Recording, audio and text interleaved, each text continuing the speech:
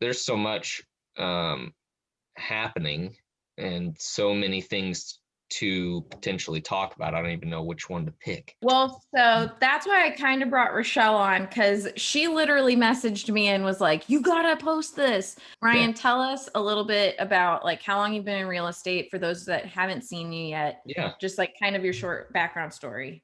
So full time, we are in the middle of year two. We've had, for those who don't know, we've had rental properties for 5, 6 years, but it's um, up until October of 19. That was when we started full time. So last year was our first full complete year in the real estate game. 90% of what our involvement was in wholesaling. 10% was in our own portfolio. And that I would like to say that it's still 90-10, but we've gotten more properties, so takes more um, it takes more time to tend to that. But we last year we did 72 deals, I think was our end number. This year we're at 20, so I think I'll beat the 72. I think that I'll make sure I do that. But it's kind of like I said, it's a fluid goal. It's like if I hit 72, but I tripled my revenue, I would still be very happy. I'm not going to be disappointed. Oh, I still only got 72. But so yeah, it's been busy. We've grown into some other markets. We've looked into some other markets. We tested markets and decided not to pursue them. Um, just trying to find a market that's going to be fruitful enough for us to spend time, because I'm very much so a boots on the ground type of person. I don't want to be I don't want to try to do it from a distance. I like to be in the game, and I like to see. I want to see the houses myself. So it takes more time to explore. But we found some other markets. We're in other markets. We're still going crazy here. So yeah, it's been busy. Yeah, well, And and I fun. was gonna say you guys have been, it looks like you're doing more to build your portfolio, where you said last year was 90% wholesaling. So Mm-hmm. I have no doubt, I don't think in Rochelle or my mind, that you're gonna hit your goal plus some. Right. Because those do take time, because you've been doing some burrs, right? Yeah. So we did our first Burr property last year, and it was everybody's nightmare. It was time consuming. It was full of learning experiences or failures, however you like to spin that. They're tough, but we made it through it, and um, it worked out so well. And now this is our third rent check coming in. We got a tenant in there through Section 8. And it's quickly, after you get 3 rent checks, you quickly forget about all the headaches that were involved in bringing that house back to life. But we will post a video on YouTube because I'm very proud of it. I did 50% of the work myself.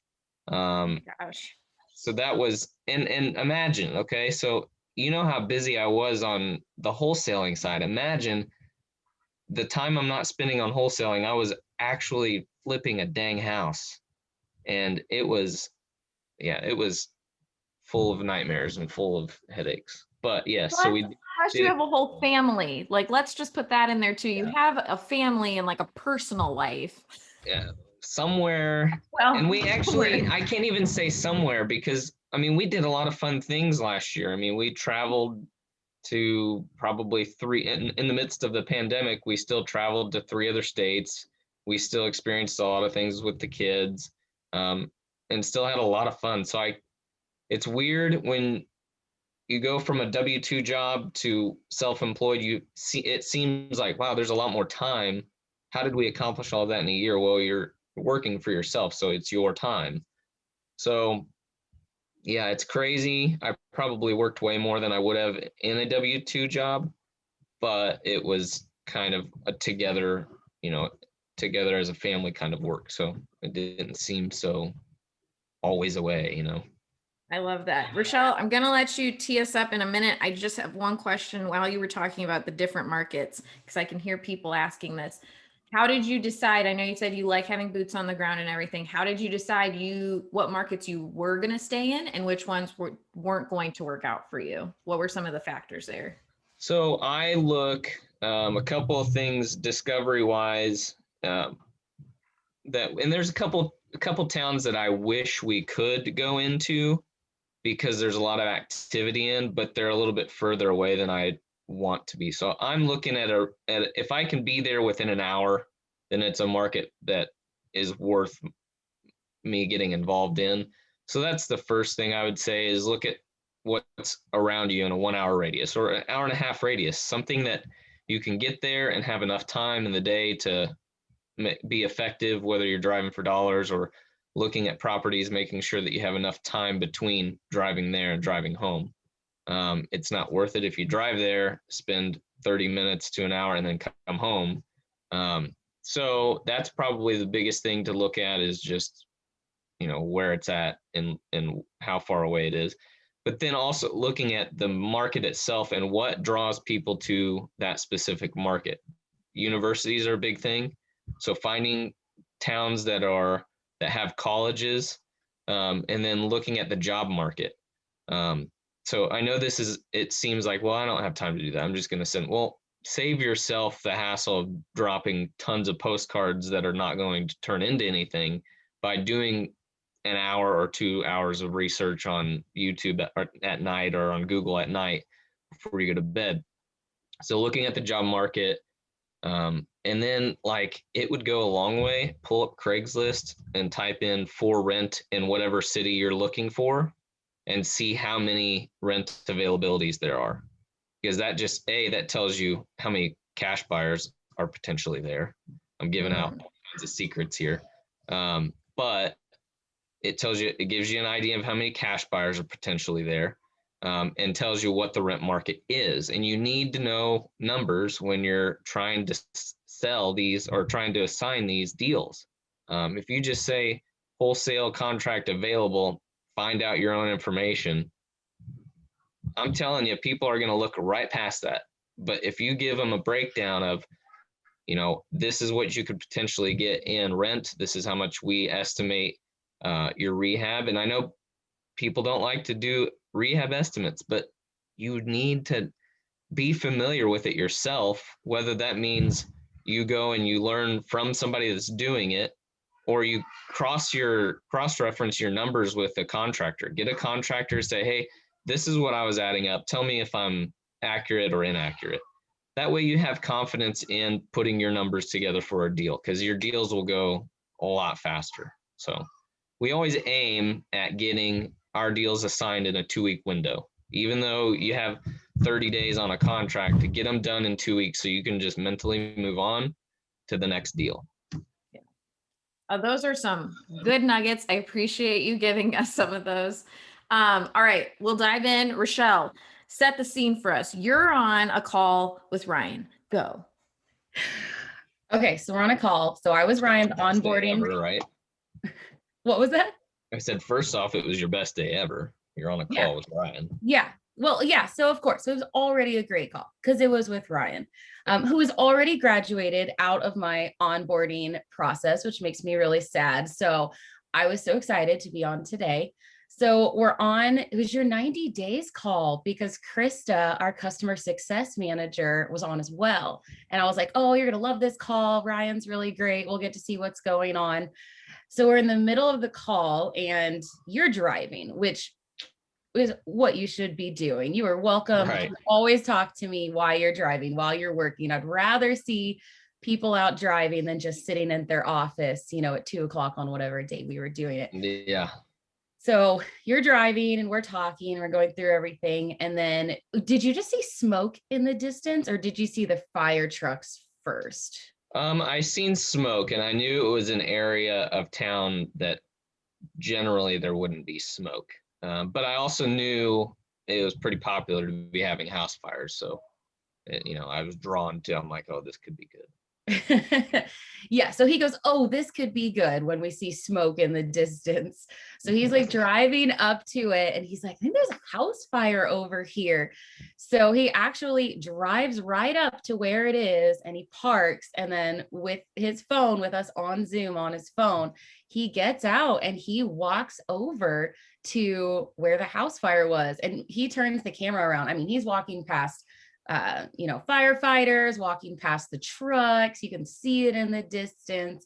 And then, Ryan, what did you realize when you got to that house? Well, unfortunately, it was vacant, so nobody was harmed in the fire. So I don't want to sound like I'm excited about a house fire and people could get hurt. Nobody was there, so nobody got harmed. But I realized, man, that was a house that I'd sent a postcard to, and now it's gone.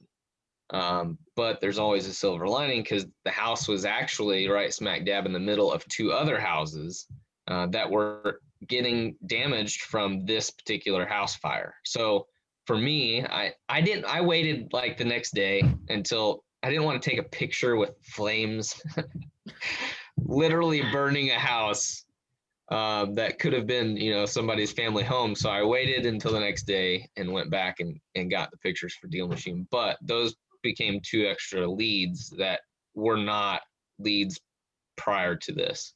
But what was crazy, I mean, we've tried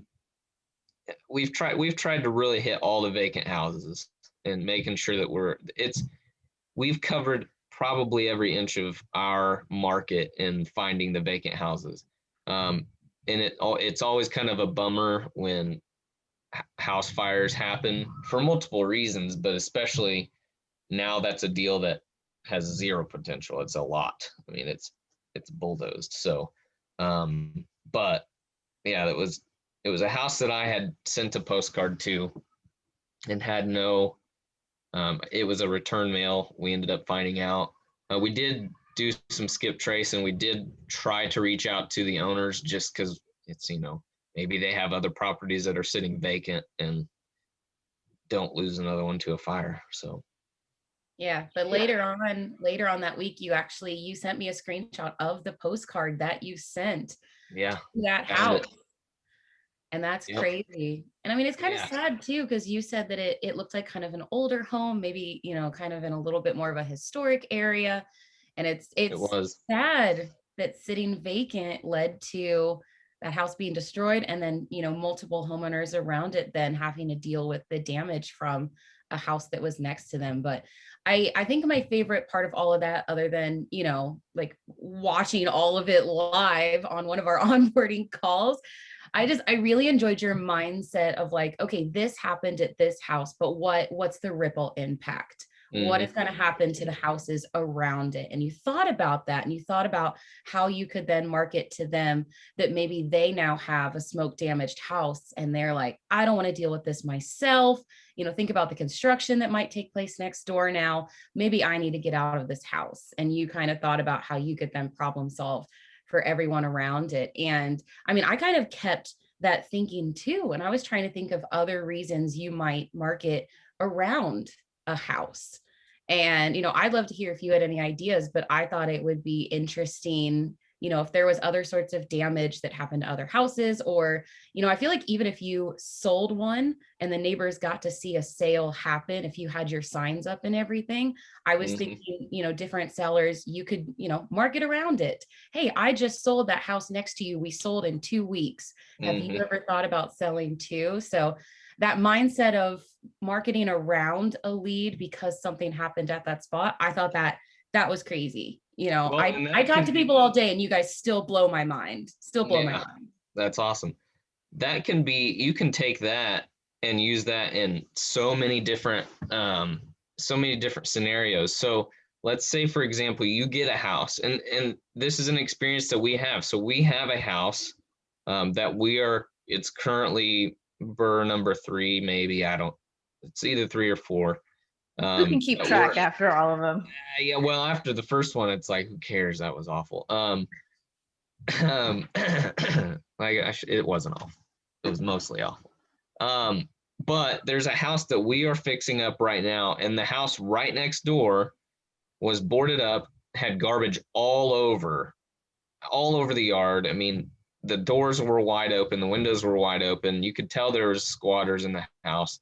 And in my mind, and it was like that when we bought the one that we're working on.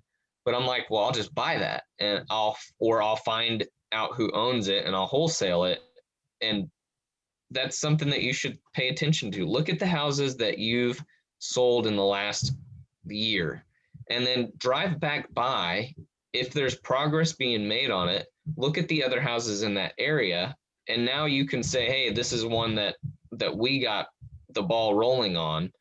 Or you'll start to see other people in the neighborhood that are willing to sell because they see what you're doing to this particular house. So the house next door to ours, I reached out to them, sent them a postcard, did some cold calling. They ended up calling me back from the postcard, and they had 3 houses in our market, 3 houses, and one of them was the one that I wanted right next door. So we got it under contract, and we originally were thinking we're going to keep it, but another friend of ours who's flipping houses, we got them to take it on. So now we have 2 houses on one block that's not in the best part of town, but you start a little spark. You start your own little quote unquote fire, not physically, but figuratively, of houses of potential. So people start seeing that, and then all of a sudden you start driving in another cash buyer or another investor that's, hey, they're doing houses over here, they're getting them cheap, they're fixing them up, and then they're renting them. So look for the house either that's on fire or the house that's been recently flipped, and then look around it and see what other leads there are.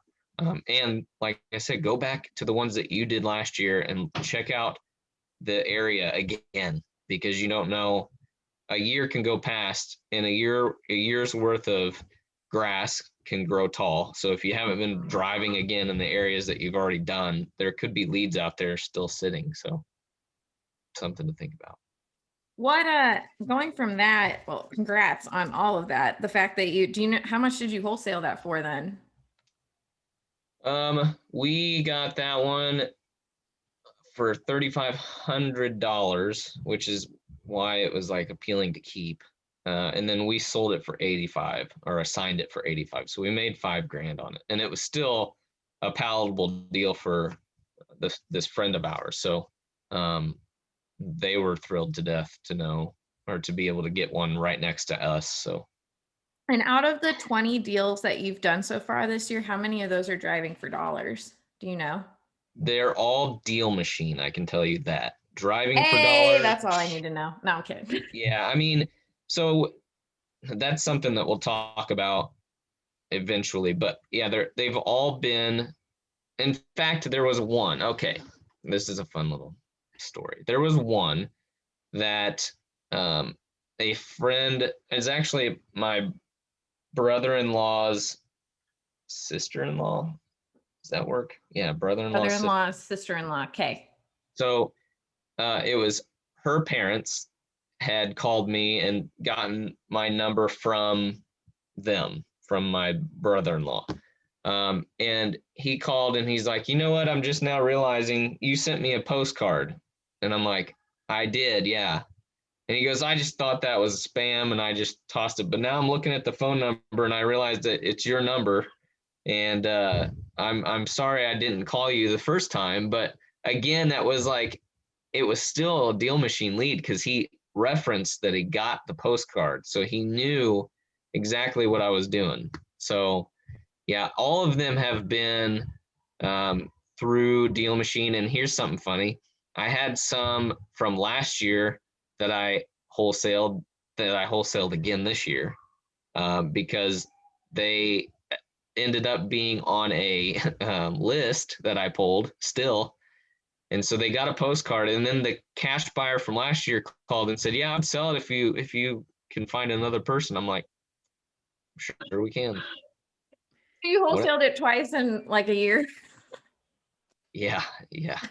I've done 2 of those. So Oh my gosh. I'm loving all you of never know. this. You'd never know. Ryan, I feel like we need to do like a monthly check-in or something like that. Gosh, there's always something exciting happening here. Well, So, I'm just saying, because you're so relatable and you're very like down to earth, and we love you obviously. So I would love it if we could do like a monthly thing to like dive into these more, because half an hour is obviously not enough time. So it's not. Let's do it. Well, and just Okay. to tee him up for the next one, Ryan, didn't you email me something about a lead on like a hotel, or What? you got something interesting in the works? Yeah. So the hotel, yes, we went through a vacant hotel, who I had a cash buyer that I knew would be interested in it. So when the lead came to me, yes, postcards were sent, but if you know anything about hotels, they're not going to see your postcard first off. That's going to some administration, who knows where they're going. It was sent a postcard. The way that it worked out, the way that how it came to me, was a series of this person knew of a person who knew of a person who knew of a person, and I'm just like, well, I want to talk to the first guy. And so I called. I don't even know how how I got so lucky that he answered the phone. But I did cold call through DealMachine, or I skip traced it through the DealMachine app and found the number, and just like, I don't know what's going to happen here, so just call it. And he answered, and hey, I'm in St. Joe. There's this hotel, and it's vacant, and it is literally being destroyed from the inside out. I mean, the squatters are going in, and it was like uh it was like literally going into the show The Walking Dead is what it felt like. So everything that you can imagine, like you see The Walking Dead and you're like, man, that would be so weird. Then you actually go into something that's like, oh, whoa, okay. This hotel's been sitting vacant for 3 years, since 2018, 4 years. Oh God. And so you can just imagine. And here's what's crazy: when they shut the hotel down, they left the power on, they left the water on for like 2 months. So these squatters were going in and living their best life for like 2 months, and then the party stopped. But yeah, so I reached out to this investor. I said, hey, there's a hotel. How would you be interested in checking it out? And his initial response is no. And then, yeah, no, I am interested. Let's go look at it. And so he flew in for one day that we spent 2 hours walking through this vacant hotel. Coolest experience I've ever had in real estate. And it's in active negotiations. We're working through it right now, and there's the potential for this to be a hotel assignment. So That's it crazy. might be a big process, because it's a hotel. It's not just a single family home you're talking about. There's a lot of money involved, a lot of rehab money involved, especially when they're sitting vacant that long. So I was about to say, and after what you said, it looks like on the inside, sounds like it needs a lot of TLC. Oh yeah. Or they could just turn it into a haunted house. It sounds like it'd be a really great like amusement. You could do that. It's right in the heart of downtown. So people would probably flock to it. You could probably, in fact, you could probably hire some squatters, if they're looking for a job. They will turn on the water again for you, and the electricity. A haunted hotel. The Haywood Haunted Hotel. Hey! I can see it. I would much rather have a hotel that's not haunted in my name. But I'll take anything to start with. If it has to be haunted, I'll take that too. So I think we're going to need a status check on that in like next month's chat. Yeah, we have will. some calls on it. I will say it was just cracking me up because Rochelle just all caps is like, you will not believe what just happened. I couldn't believe it. I'm like, how is this? What am I doing? Am I in a movie? This is It was just weird. the timing of it. The timing was so crazy that it's while we were on a call and it Yeah. was one of your houses. Yeah. Did anything happen with those? Like with any of the 3 lots or properties? No, I mean, they bulldozed the big house, and the 2 houses we've reached out to. They've fixed one of them up already, so maybe with their insurance. It would have been so much better of a story if I would have locked up one of the deals from it, but No, but it shows they're commitment. caring. That's right. Stick with it no matter what. I love it. Thank you so much, Ryan. I'm going to reach out to you and see what works good for your schedule because I really would like to do like once a month check-in, both for your content, our content, Let's do it. I love it. I love it. Well, I'll have lots of stories. Wife that we said hello as well. Yeah. I need to get her in on one of these. She always wants to be involved, and it's babysitting is always something that you have to. I mean, if you want to bring the kids down, you can bring them down too, and we'll just be like, so you're like, no. I mean, I love them, my flesh and blood, but you won't get many words in. Just have them take, content idea. Have them take like the phone when you're driving for dollars as a family and be like, oh, look, this is one of the oldest or whoever will just be like, this is the house we're adding. And there we go. Yeah. My toddler is obsessed with Elise. We sat Elise today and went through the DealMachine Instagram just so he could see videos of you. It's adorable. I love Roman. He's funny. So cute. He's adorable. All right, I have to run. I'm so sorry, guys, but we'll be in touch soon. Thanks so much, Ryan. Thanks, Rochelle. Yep, absolutely. We'll see you guys. See you later.